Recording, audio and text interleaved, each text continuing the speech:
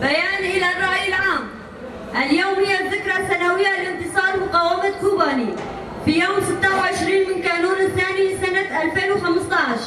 أهدى شعبنا المناضل ومقاتلينا الأبطال هذا الانتصار للإنسانية.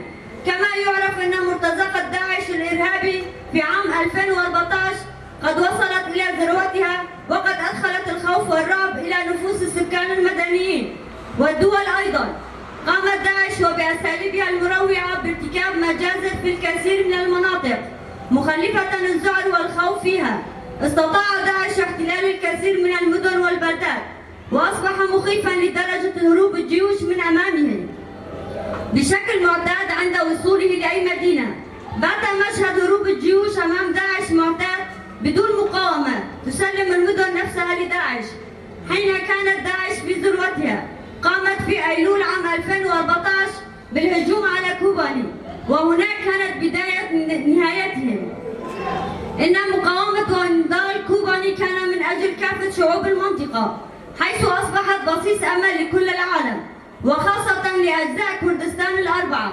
اتجه الشباب والشابات من كافة المناطق إلى كوباني وشاركوا في هذه المقاومة التاريخية.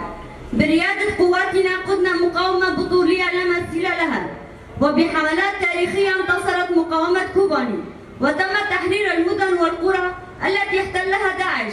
وأخيرا في العام 2019 انتهى داعش جغرافيا في الباغوث بريادة قواتنا وفدائية وبطولة شعب كردستان وشعوب المنطقة، وبمشاركة من الثوريين الأمميين تم إهداء هذا النصر للعالم أجمع.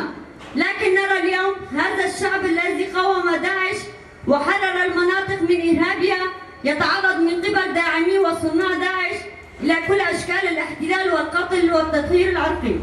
إن ذهنية داعش هي نفسها الذهنية التي تحتل عفرين اليوم، وساركانية وجري سبيل إنها نفس الذهنية.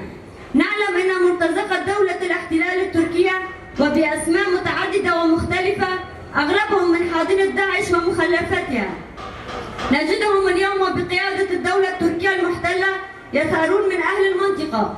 لكن ومع الأسف وأمام كل هذه الأفعال بقي العالم في صمت ودون حراك، في حين سكان وشعوب هذه المناطق هم الذين أسقطوا داعش وأهدوا هذا الانتصار للعالم أجمع.